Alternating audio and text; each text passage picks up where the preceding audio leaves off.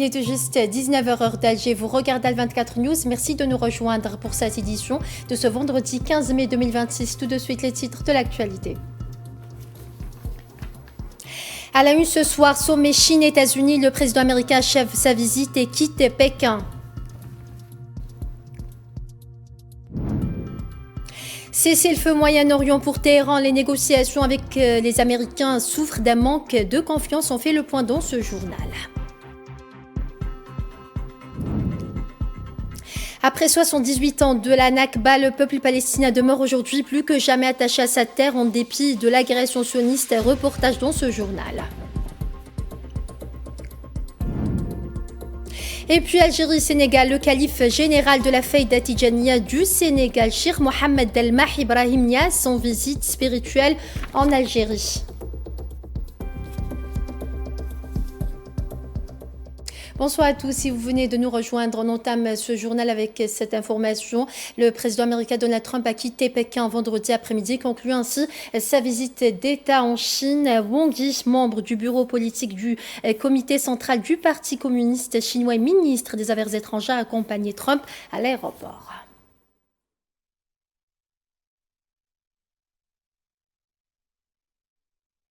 Auparavant, le président Xi Jinping et le président américain Donald Trump ont eu une réunion privée vendredi à Pékin, soulignant le caractère historique et marquant de la visite de Trump. Xi Jinping a déclaré que les deux parties avaient défini une nouvelle vision pour la construction d'une relation sino-américaine constructive et stable. Les deux parties sont parvenues à d'importants accords communs sur le maintien des relations économiques et commerciales stables, l'élargissement de la coopération dans divers domaines, a déclaré le président chinois.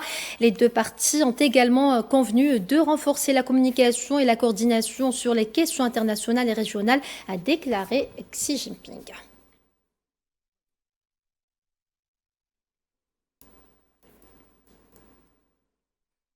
Le président américain Donald Trump a conclu son sommet bilatéral à Pékin avec Xi Jinping en revendiquant la conclusion d'accords commerciaux qu'il a qualifiés de fantastiques et d'excellentes pour les deux pays. Ce déplacement de 2 jours achevé le 15 mai 2026 marque sa première visite en Chine depuis son retour à la Maison-Blanche. Commentaire Naïla Hamouda.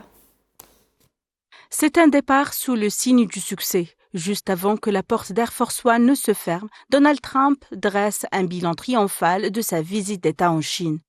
Washington et Pékin affichent désormais une volonté commune de stabiliser leurs échanges économiques. Au cœur des discussions, un accord aéronautique majeur. Pékin prévoit l'achat de plus de 200 avions auprès de Boeing, avec une promesse pouvant atteindre 750 appareils supplémentaires si les premières livraisons sont concluantes. Le groupe General Electric devait également fournir plusieurs centaines de moteurs destinés à ces appareils. Nous avons donc passé un excellent séjour, ce fut une période formidable. Le président Xi est un homme exceptionnel. Nous nous sommes très bien entendus et avons conclu de nombreux accords commerciaux importants, notamment la vente de plus de 200 avions Boeing avec une promesse de 750 appareils supplémentaires. Ce sera de loin la plus grosse commande jamais réalisée si la livraison des 200 premiers avions est réussie, ce dont je suis certain. Il y a aussi General Electric pour les moteurs. Ils achètent donc General Electric. Cela représente environ 400 à 450 moteurs, 200 avions et une promesse de livraison pouvant aller jusqu'à 750 appareils si la livraison est réussie.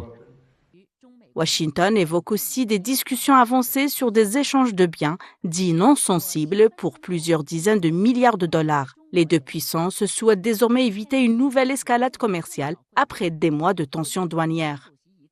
Mais un dossier demeure stratégique, celui des terres rares, essentielles à la fabrication de batteries, de semi-conducteurs et d'équipements militaires. Les terres rares restent un levier majeur dans les relations sino-américaines. Les États-Unis reconnaissent une amélioration des exportations chinoises de minerais stratégiques malgré le maintien de certaines restrictions administratives imposées par Pékin. Pour Xi Jinping, l'essentiel est ailleurs. Il s'agit de graver dans le marbre d'une nouvelle relation dite constructive et stratégique pour les 3 prochaines années. Jusqu'à présent, nous avons établi une nouvelle relation entre nos deux pays, une relation constructive et stratégique. On peut qualifier cette visite d'historique et nous sommes parvenus à de nombreux accords sur les résultats de la coopération. Un optimisme partagé par les capitaines d'industrie américains, ils affichent leur confiance dans l'économie et le développement technologique de la Chine.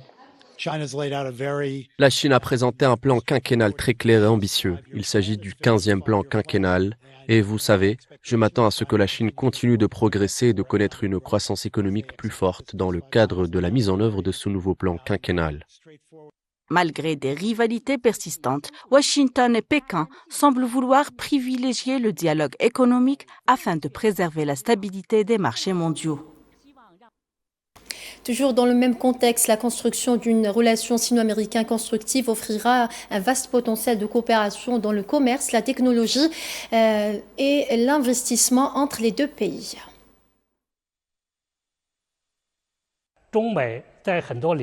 Premièrement, la coopération doit être un aspect primordial des relations sino-américaines. Les deux parties ouvrant de concret pour élargir le champ de cette coopération. Deuxièmement, la concurrence entre la Chine et les États-Unis est inévitable. Cependant, cette concurrence doit rester pacifique et non malveillante. Troisièmement, des divergences persisteront entre la Chine et les États-Unis dans de nombreux domaines. Ces divergences ne peuvent être résolues à court terme, mais elles peuvent être gérées efficacement afin d'éviter qu'elles ne dégénèrent en crise, voire en conflit. Enfin et surtout, la Chine et les États-Unis doivent maintenir des relations pacifiques.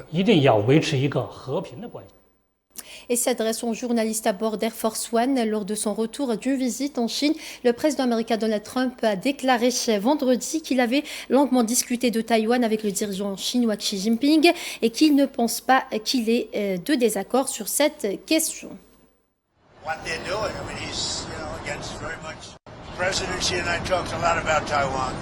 Le président Xi et moi avons beaucoup parlé de Taïwan. Il estime que Taïwan n'a rien à voir avec ce qu'ils font. Il s'y oppose fermement. Nous avons parlé de Taïwan, nous avons beaucoup parlé de l'Iran et je pense que nous entretenons une très bonne relation avec les deux pays. Concernant Taïwan, il ne souhaite pas assister à une lutte pour l'indépendance car cela entraînerait une confrontation très forte. Et je l'ai écouté attentivement. Je n'ai fait aucun commentaire à ce sujet. Je l'ai simplement écouté. J'ai beaucoup de respect pour lui.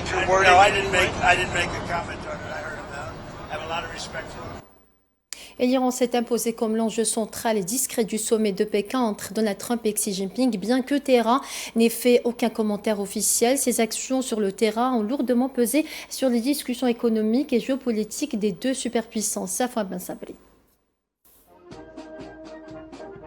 La Perse constitue depuis l'Antiquité un point de friction entre civilisations, une donne qui perdure à l'heure actuelle.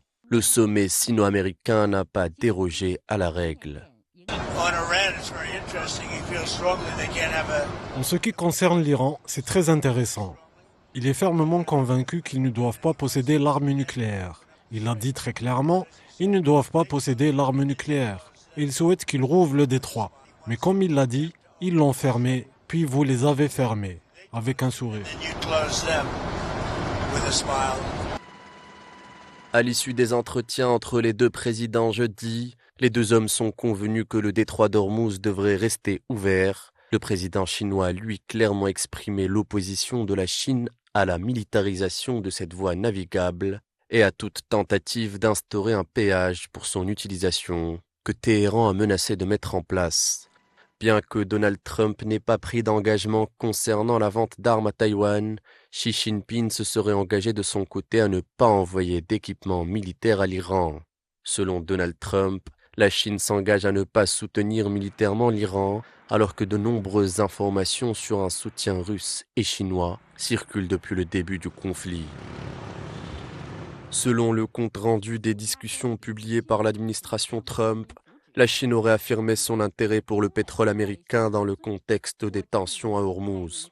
Mais Pékin n'a pas évoqué un tel intérêt dans son compte-rendu. L'agence iranienne Tasnim a quant à elle annoncé jeudi que les forces iraniennes avaient autorisé depuis la veille le passage de plusieurs navires chinois.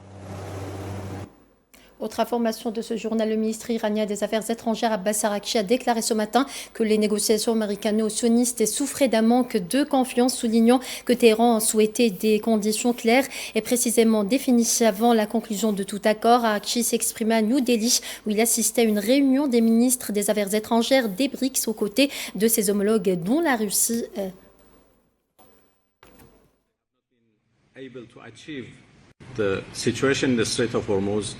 La situation dans le détroit d'Ormuz est très compliquée en ce moment et nous essayons d'aider les navires à passer en toute sécurité. Tout rentrera dans l'ordre une fois que l'acte d'agression sera totalement et définitivement terminé. La Chine a déjà apporté son aide par le passé à la reprise des relations entre l'Iran et l'Arabie saoudite. Nous entretenons d'excellentes relations avec la Chine. Nous sommes des partenaires stratégiques l'un pour l'autre. Et nous savons que les Chinois sont bien intentionnés. Par conséquent, toute initiative diplomatique de leur part serait la bienvenue pour la République islamique d'Iran. Et dans des déclarations accordées à la télévision indienne, Araghchi a expliqué que Téhéran s'est engagé sur la voie diplomatique avec Washington.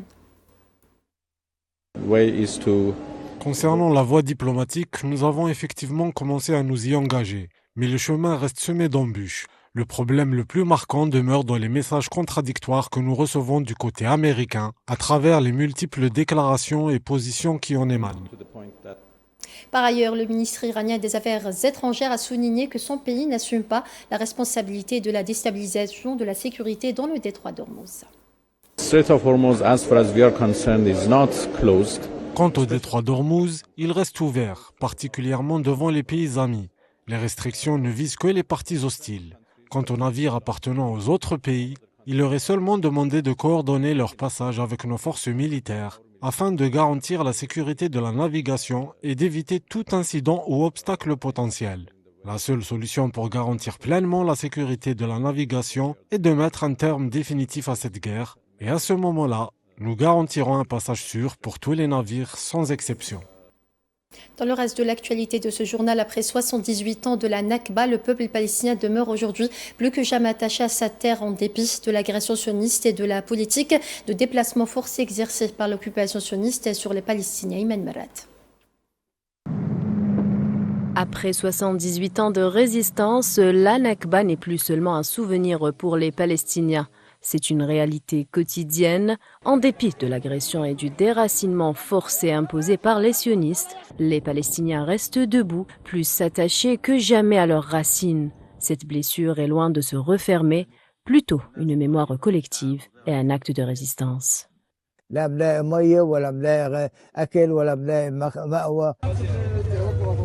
78 ans après l'Exode, les chapitres de la Nakba continuent de s'inscrire dans toute la Palestine. Les chapitres de la Nakba palestinienne renouvelés ne sont pas limités dans la bande de Gaza, mais se sont étendus pour toucher les camps de réfugiés et les villes de Cisjordanie, qui ont connu un déplacement massif en raison des agressions sionistes. Quant à la mosquée Al-Aqsa, elle est un autre témoin de l'arrogance des colons et de leur incursion lors de ce que l'on appelle la marche des drapeaux, dans une scène qui provoque la sacralité du lieu. La Palestine, après 78 ans, sa Nakba n'est plus une simple commémoration annuelle, c'est une réalité humaine et une tragédie dont les chapitres ne sont pas encore clos. Alors que les Palestiniens commémoraient ce vendredi le 78e anniversaire de la Nakba, les enfants de Gaza continuent d'être privés de leur droit à l'éducation, les bombes réduisant leurs écoles en ruine.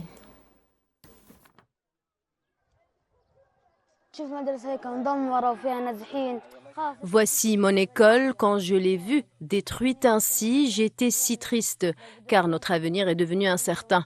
Plus d'école, plus d'éducation. Chaque matin, au lieu d'aller à l'école, je vais chercher de l'eau et je fais la queue aux soupes populaires pour nourrir ma famille. Les heures filent à toute vitesse. Mon rêve est de retourner à l'école, de grandir et de devenir ingénieur. J'espère que l'école pourra réouvrir pour que nous puissions recommencer à apprendre, prendre un nouveau départ, obtenir nos diplômes, retrouver la joie de vivre et reconquérir notre avenir.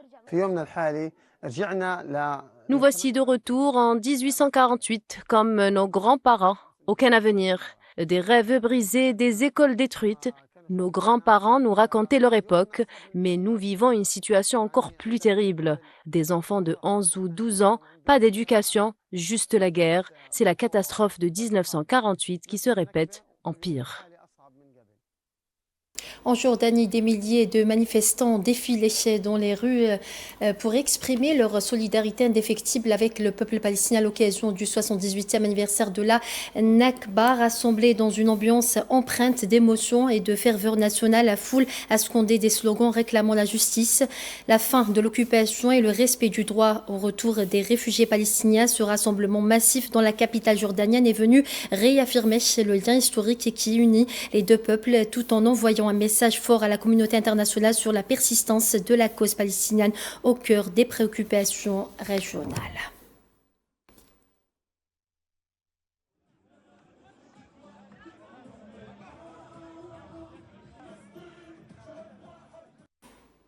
En Algérie, le khalife général de la Fayda Tijaniya du Sénégal, Cheikh Mohamed El-Mahi Ibrahim Niasse, a entamé une visite en Algérie. Dans une déclaration faite à son arrivée à l'aéroport international d'Alger ce vendredi, le khalife général de la Fayda Tijaniya du Sénégal a exprimé sa fierté de se rendre en Algérie, soulignant que ce pays demeure un modèle d'humanité unique dont sa lutte contre l'injustice et son engagement à restaurer la dignité et l'honneur.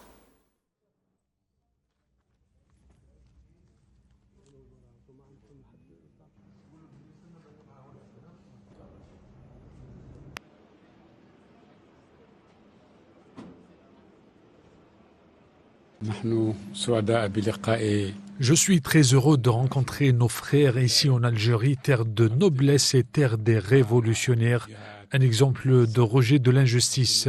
Nous sommes également très heureux de rencontrer ce peuple héroïque. Depuis notre enfance, le peuple sénégalais voit en Algérie un modèle dans le courage, le sacrifice et la défense des valeurs humaines.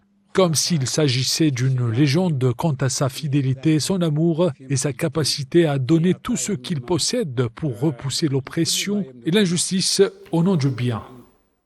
Par ailleurs, le cheikh Mohamed El-Mahi Ibrahim Niasse, en visite en Algérie, a affirmé que sa visite et celle de la délégation sénégalaise en Algérie témoignent de la reconnaissance et de l'appréciation des nobles valeurs que les Algériens défendent et pour lesquelles ils ont lutté, soulignant dans ce contexte les visites réciproques entre les délégations algériennes et sénégalaises.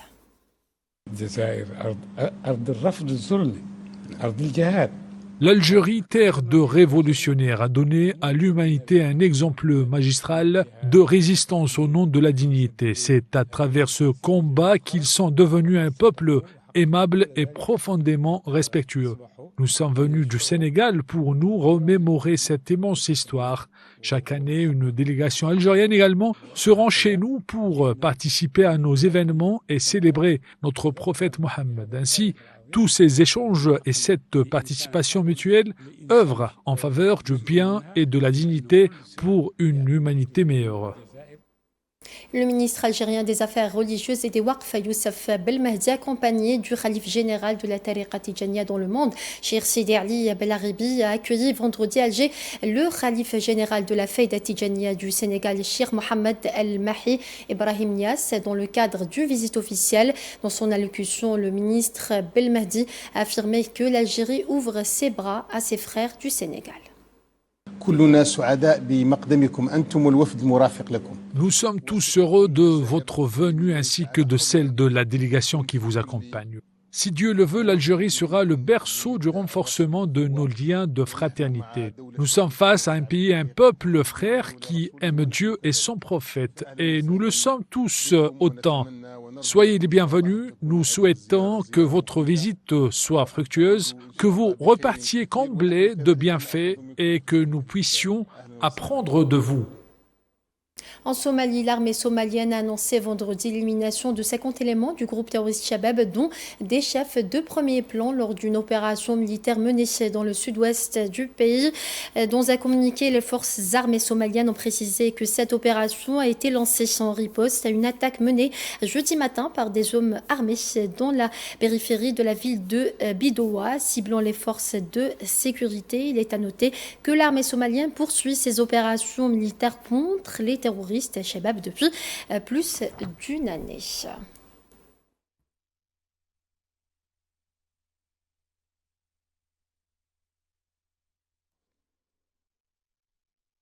Direction la Russie à présent, où le président russe Vladimir Poutine a déclaré vendredi 15 mai que les mesures prises par le gouvernement pour stimuler l'économie commençaient à porter leurs fruits après que Moscou ait été contraint de revoir à la baisse ses prévisions de croissance économique pour cette année.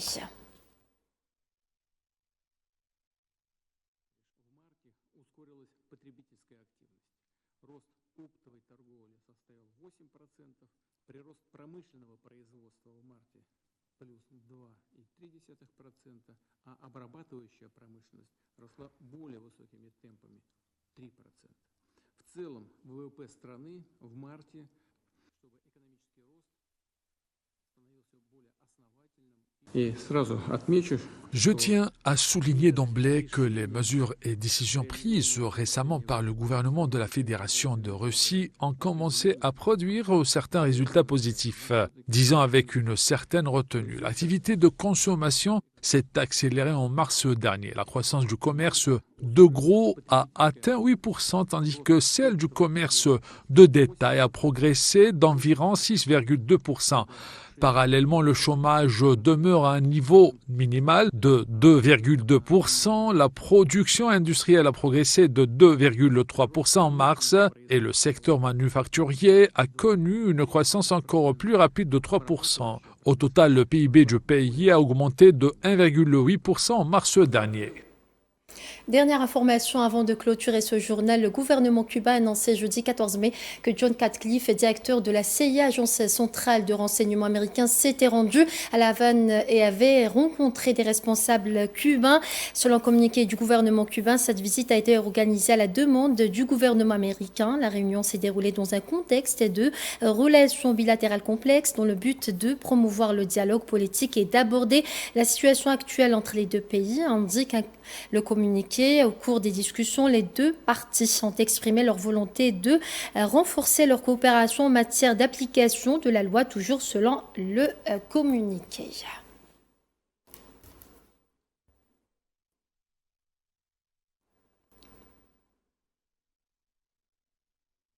Et voilà, c'est ainsi que s'achève ce journal. Merci à vous de votre fidélité. Excellente suite des programmes sur Al24 News et à très bientôt.